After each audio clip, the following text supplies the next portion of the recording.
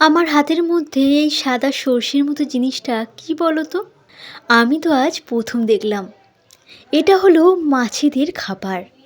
আর এই জলের মধ্যে দেখো কত রং বেরঙের মাছ আছে, তার মধ্যে কয়েকটা সাদা সাদা মাছ।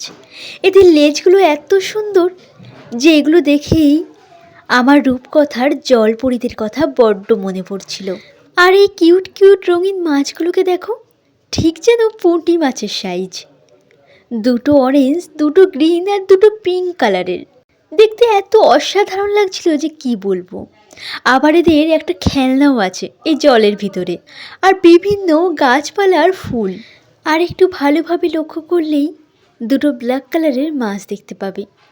ওরা দুজন হলো সব থেকে আলসে। এই যে দেখো, এরা কেমন চড়ে বেড়াচ্ছে জলের মধ্যে। কিন্তু এনারা দুজন হলেন একেবারে ব্যতিক্রম, আলসে যাকে বলে। চারিদিকে এনাদের এত বন্ধুবান্ধব ঘুরে বেড়াচ্ছে, কিন্তু এনাদের তাতে কোনো যায় আসে না।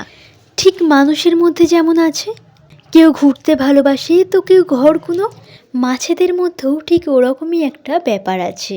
দেখো মাছগুলো কত সুন্দর করে জলের ওপরে ভেসে থাকা খাবারগুলো খাচ্ছিল।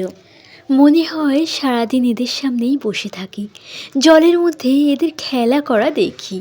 আর এদিকে দেখো, এই দুই আলসের মধ্যে একজন এখন একটু নড়ে চড়ে উঠেছেন। ইনি গেছেন খাবার খেতে। এতক্ষণ ধরে বসে থাকার পর এনাকে নড়ে চড়ে উঠতে দেখে আমার বেশ ভালো লাগছে।